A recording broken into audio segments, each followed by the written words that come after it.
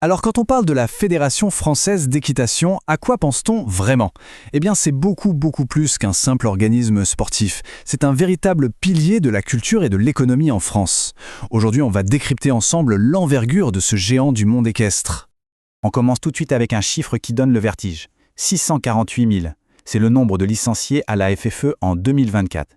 Pour mettre ça en perspective, c'est plus que des sports comme le rugby ou le handball chez nous. Rien qu'avec ce chiffre, on sent l'immense passion qui anime l'équitation dans tout le pays. Et la dimension physique, elle est tout aussi impressionnante. Le siège de la fédération, le parc équestre fédéral, s'étend sur 400 hectares. Imaginez, c'est l'équivalent de presque 600 terrains de foot. Ça en fait, tout simplement, le plus grand parc équestre d'Europe. Un véritable empire dédié au cheval. Ok, les chiffres sont énormes, mais concrètement, c'est quoi sa mission? Eh bien, depuis sa création en 1987, la FFE est en quelque sorte l'archipecte du monde du cheval en France. Son rôle, c'est d'orchestrer toutes les pratiques, du cavalier de loisir qui monte le dimanche jusqu'aux athlètes qui rêvent d'or olympique. Alors pour bien comprendre, voyons d'abord comment la FFE agit comme le cœur battant de l'équitation française, en connectant et en faisant vivre chaque partie de cet univers assez complexe. En fait, son rôle va bien au-delà de la simple gestion administrative. Il faut vraiment la voir comme un pont, un connecteur. Elle relie le grand public, les pros et les institutions.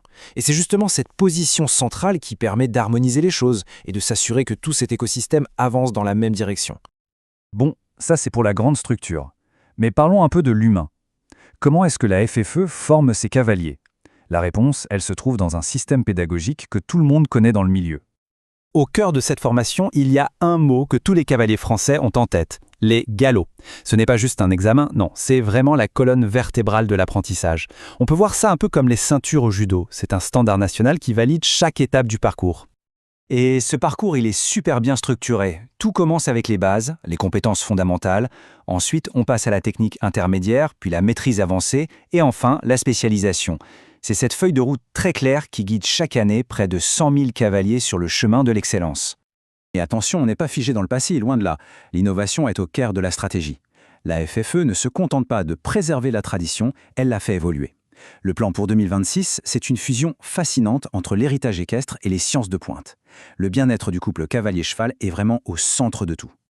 Allez, on quitte le manège d'entraînement pour entrer dans l'arène de la compétition.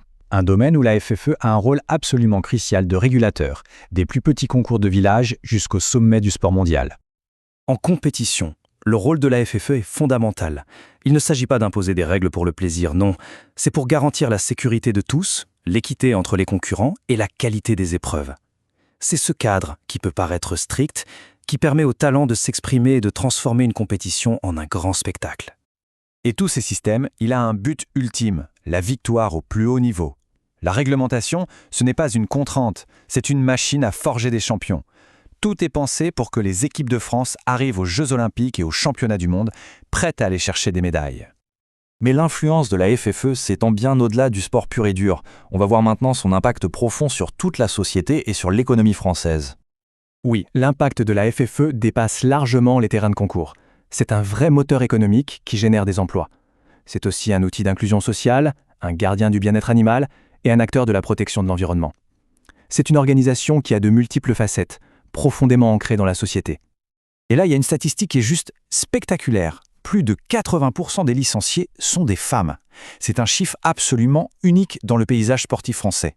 Ça fait de l'équitation le premier sport féminin du pays et un formidable vecteur de participation au sport. Cette phrase, elle résume un changement de mentalité fondamental. Le mot-clé ici, c'est partenaire. Le cheval n'est plus vu comme un simple outil de performance, mais comme un athlète à part entière, dont le bien-être physique et mental est une priorité absolue. C'est une évolution éthique majeure. Bon, tout ça c'est le présent, mais tournons-nous vers l'avenir. Quelle est la stratégie de la FFE pour rester un leader dans un monde qui, lui, change très vite? La feuille de route pour 2026 est clairement tournée vers la modernité. Les priorités sont nettes. Rendre le sport plus durable sur le plan écologique, plus accessible grâce au numérique, lui donner plus de visibilité dans les médias et renforcer les liens à l'international. C'est un plan pour un sport en phase avec son époque. Au final, l'ambition est double. Il ne s'agit pas seulement de gagner, mais de redéfinir la victoire elle-même.